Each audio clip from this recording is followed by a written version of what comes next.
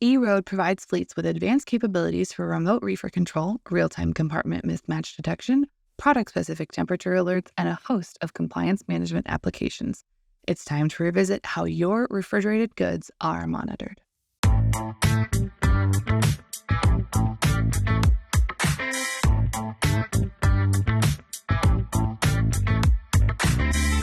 Welcome to Running on Ice, the coolest community in freight. I'm your host, Mary O'Connell, bringing you the latest tech updates, warehouse news, and everything happening in the cold chain world.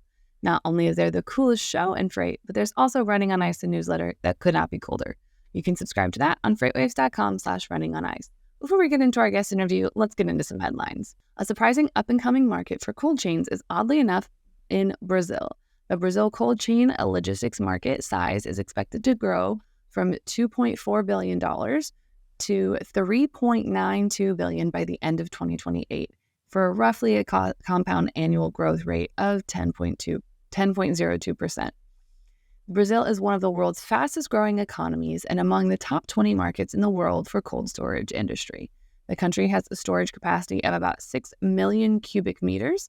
Brazil is a major exporter of fruits, meats, sugar, and soybeans. It is developing its cold chain logistics and storage facilities to support the expected growth in the sectors. Yum China has unveiled a landmark accomplishment in its efforts to reduce greenhouse gas emissions. As of July 2023, its company-owned logistics center in Nanning, Guangxi province is completely powered by renewable energy. Nanning Logistics Center stands out as the first cold chain logistics center in China to fully operate on a carbon-neutral power. By the end of 2023, Yum China is estimated to have a total annual green power consumption of about 10 million kilowatts, encompassing logistics centers and restaurants within the company's operational control. Today, we are joined by Steve Beda, the Executive Vice President of Customer Success and Advisor for Trax. So welcome to the show, Steve. Thank you, Mary. Good to be here. I'm really excited about this one. This is something that we haven't covered on the show in a long time / ever. And we are diving into the world of pharmaceuticals today. But before we get too far into that, let's get some background on you and how you ended up at Trax. Sure. I spent probably the last 30 years in supply chain, primarily focused on automation. And during that time, I decided to get a little bit more into consulting, which gave me a more business side than just the tech side to solving customer problems. So I spent a lot of time in helping procurement manage better RFPs for transportation services. And I did that for all industries, including pharma. And then extending that, looking at other options and how to optimize execution and either save dollars, reduce costs during execution, improve service, or balancing the both, which will be part of today's conversation. So fast forward that a little bit. That was very episodically done on clients that were hiring me. So I decided to share that knowledge out in a broader sense by managing all of our customer portfolio and basically sharing best practices like that across all industries and all of our customer segments. So I'm really excited about what I'm doing now and acting as an advisor to help customers improve their overall transportation spend and manage their overall supply chain. So basically, you're the guy that comes in and is like, hey, what you have is great, but it could be a little bit better. Well, it's funny. Everybody thinks they have the best of everything. And what I usually come in is compare them to the other companies in that industry segment of similar size and spend. And I'm thinking, it's always good to look at another perspective of how what we call best in class. But you're absolutely right. And it's really about sharing best practices so all of our customers gain without revealing anything, obviously confidential, but revealing best practice around processes and navigating what I consider over the last few years a pretty complex marketplace. I mean, there is kind of it is pharmaceuticals, and I will admit I don't know the first thing about shipping pharmaceuticals, but I do feel like there are some general guidelines that you do have to stick to, that you can't really go off the rails, like put heavily guarded drugs through like pneumatic tubes or something. Although that would really expedite a lot of deliveries if we had like an underground pneumatic tube system. Well, it's interesting, Mary. Again, I apply general practices against all transportation, all industries, but pharma is unique. I remember the first time I was engaged with a pharma company running an RP for small package delivery services. And I quickly found out that there's really two types of packages: the one you care about getting there and it must get there on time, and the one that you really don't care about, it can go any way you want. And then once you have the data to support knowing which package is which, you can effectively sort of divide the two categories out and negotiate different set of carriers, specialty services, but balance it all out. So yeah, it's pharma is definitely unique, and there was a lot to learn specific about the pharma industry in terms of balancing cost to serve and service in that industry. That was one of the things that I knew when there was that threat of the UPS strike. I was like, this is going to be really bad for pharmaceuticals because I don't think FedEx does as much, but I'm sure we'll touch on that in a little bit. But that was one of the things I was really concerned about. But I guess when it comes to pharma shipping, what are some of those special rules, regulations, and requirements that everyone has to adhere to that's not necessarily like top secret company level? Just like what are the baseline rules that everyone has to adhere to? Well, I think most mature customers that I work with are using some sort of a scorecard, a risk scorecard approach to evaluating the carriers they invite into RFPs and the carriers they consider to be partners as part of an award from a result of a bid. And those scorecards are actually, I would say, pharma has some of the more complex scorecard and risk factors of all of the industries that I've worked with. Again, because pharmaceuticals are more regulated, they require different type of temperature control standards. Packaging is different, and then services are really important, right? You have shelf life, you have very strict time in transit standards. So, looking at a risk scorecard against all different categories of risk with a LSP or a carrier is really important. One of those risks is how they handle their labor management, right? Union, non-union, their financial stability, right? We've seen in the marketplace recently that that's important to consider when you're looking at freight providers. So those scorecards are all really important, and they should be shared between logistics, finance, treasury, and C-level in terms of those decisions. And then how our carrier scores on those, again, determine whether they're invited into an RFP and whether they stay a partner, because that's something that could change over time.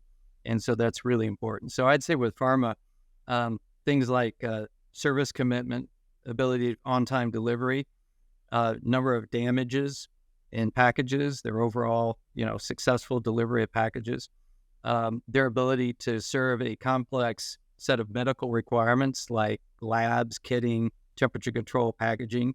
And then, of course, cost is always a factor. So that's why I say if it's a commoditized package that doesn't require all of those more strict delivery requirements, then really maybe any carrier can carry that at a lower cost.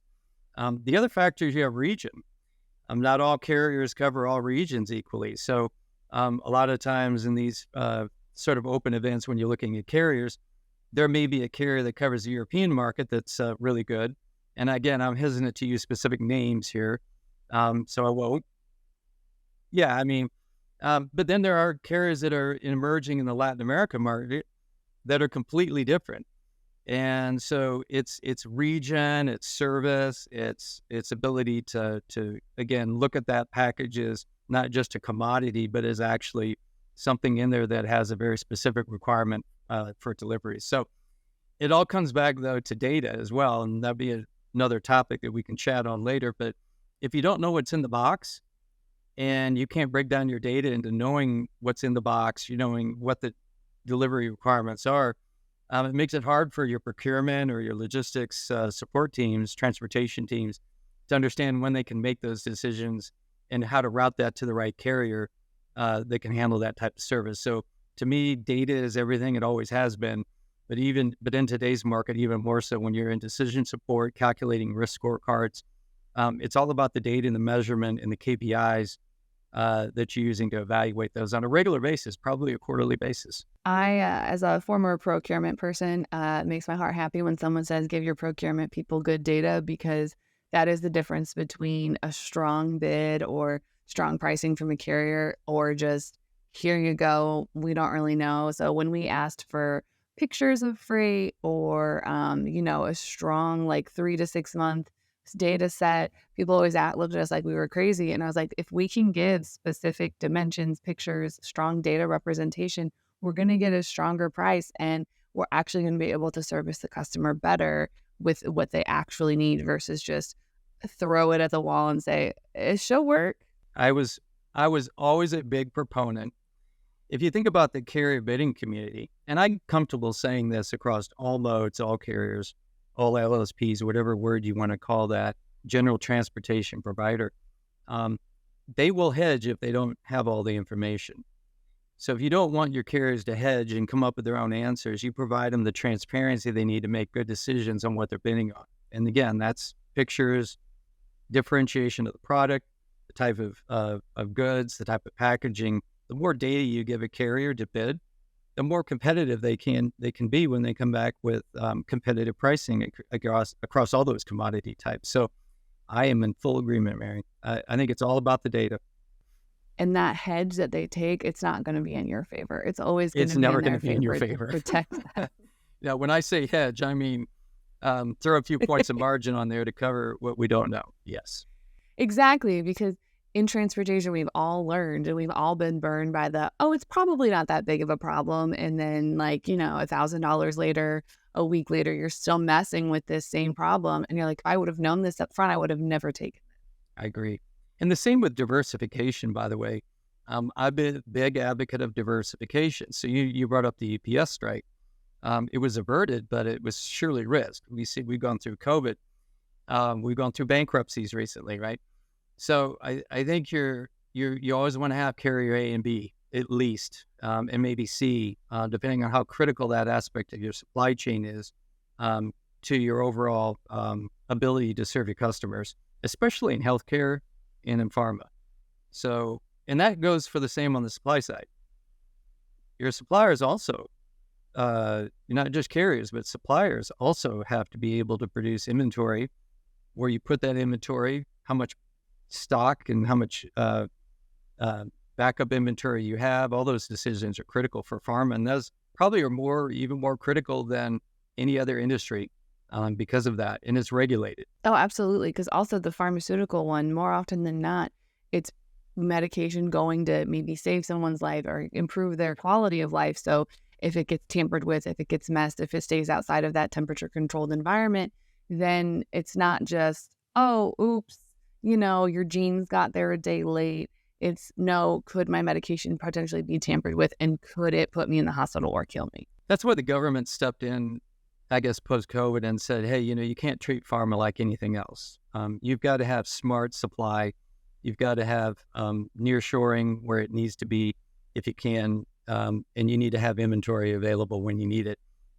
It's really a matter of national risk when we can't produce the pharmaceuticals we need to serve our the people of the United States, especially here. But I could argue the point anywhere. But to me, it's diversification of supply, and it's always balanced against cost, right? So there's always a cost component, there's a risk component, a sustainability component, and a service component. Those are the real three. And I guess the fourth, if you want to add it in, is the CO2 component. But those probably are the four factors. Oh, for sure. That's one of the things. It's the constant struggle in any supply chain is that cost versus, the service and your return on investment and everything. It's that cost balancing measure that is ultimately, it's just the name of the game, man. It is.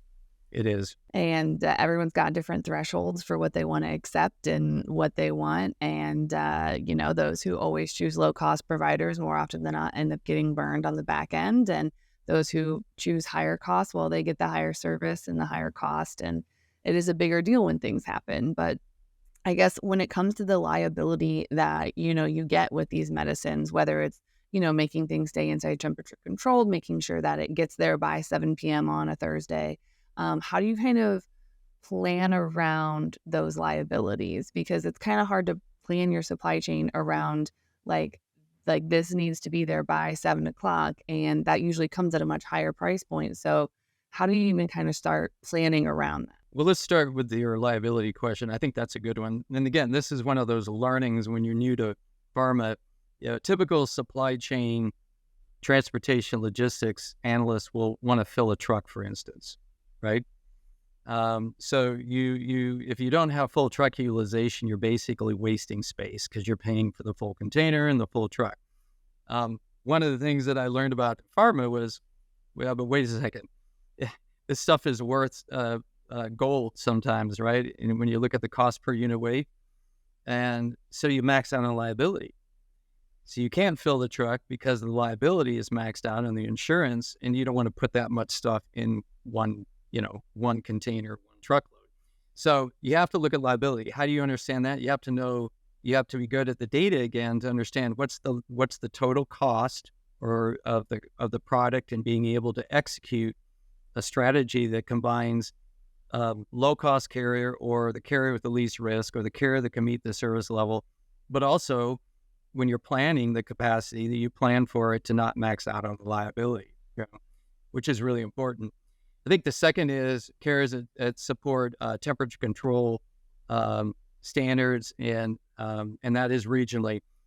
There's also a factor of packaging. How much packaging do you use, dries, that you can keep the shelf life of a product viable, right?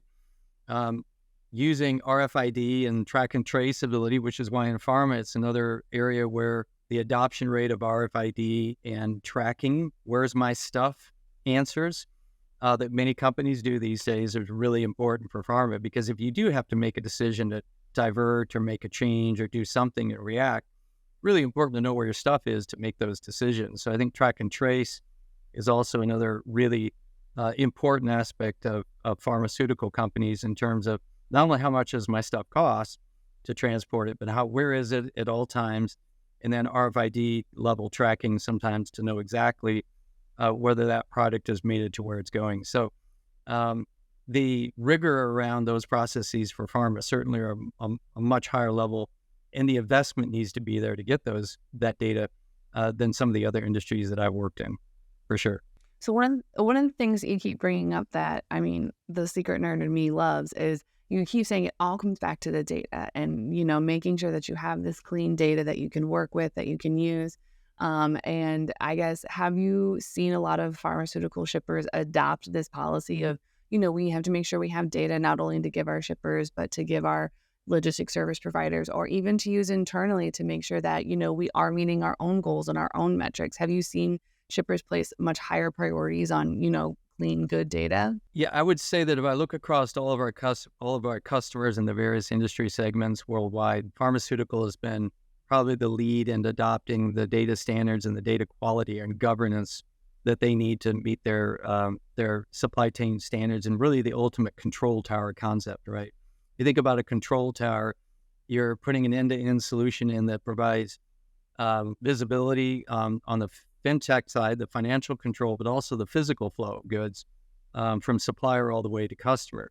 And they certainly have adopted best practice around that. The problem with data, Mary, is there's still a lot of silos, though. Okay, so if you think about putting together a lot of the KPI answers that you're looking for come from multiple data sources, and that's carrier. It comes from track and trace capability, companies that do that, where they're getting signals and events in, RFID information, warehouse information. There's many sources of that data that are required to put it all together. So and then the problem when you start putting it all together is you have data inconsistencies. And so the normalization of said data, especially in a multi-carrier, multi-LSP network, which again, multi-suppliers that are doing different data standards, the industry hasn't really adopted data standards yet. Let's face it. And I mean, it's just too competitive, and you have so much diversity within the carrier LSP market. So it's a challenge for companies. They have the desire to have it, but the actual execution of it is very hard. And it's not just a tech solution, it's a data transformation solution. So there's no piece of software you're going to buy and just solve it. You have to have machine learning, where you're learning that this is really, when they say this is ambient, cold, and frozen, they can say that in 15 different ways. And all I really want to know is it's ambient, cold, or frozen. And it boils down to mapping all those different ways of explaining that into a common set so that you can literally read the data in that way. So I would say that is one of the number one goals, because any conversation I've had always requires a quantitative side of measurement.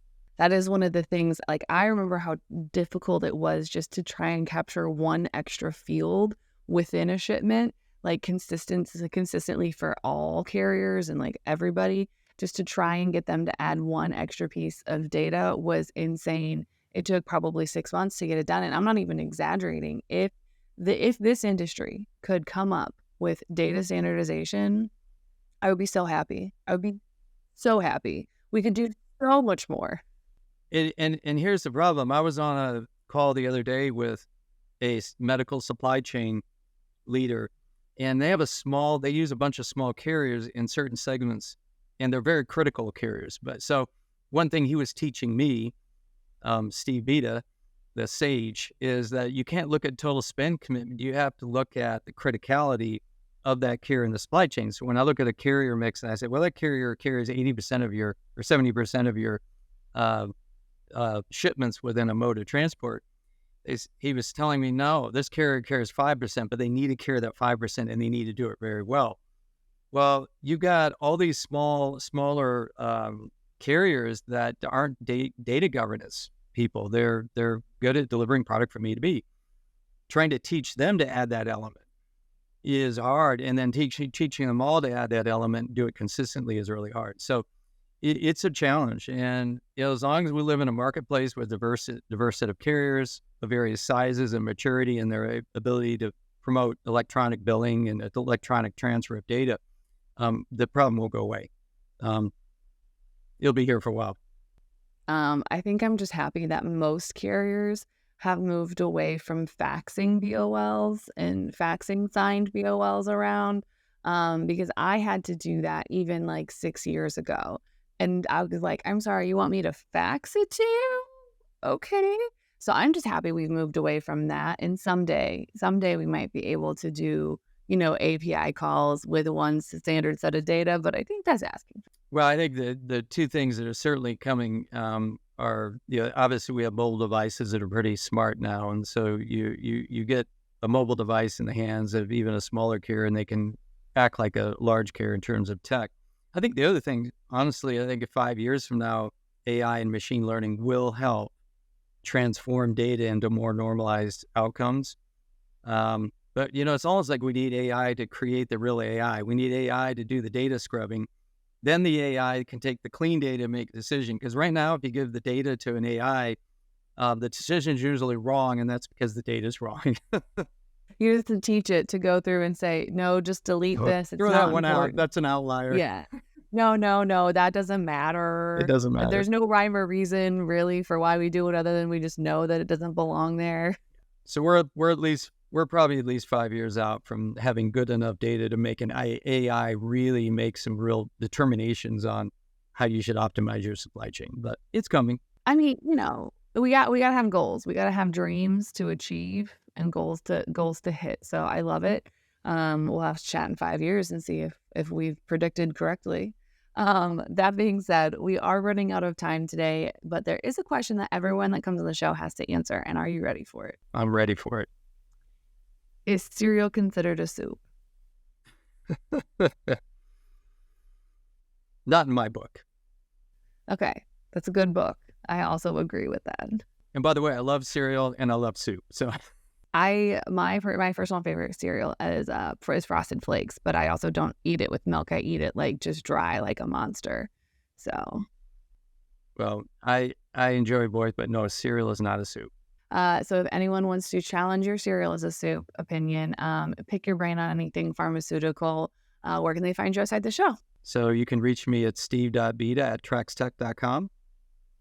And I'd be happy to talk to anyone about anything related to supply chain, transportation, logistics, and not just pharma, but any industry. But I really enjoy working, Mary, with pharma, and I really enjoyed being on the show to answer some questions about pharma. It's one of my, I really enjoy working with our pharma customers. It's very unique supply chain, and It's and again, look at the outcome is so good in terms of what they're doing for our general public. So I'm really I really enjoy working with pharma companies.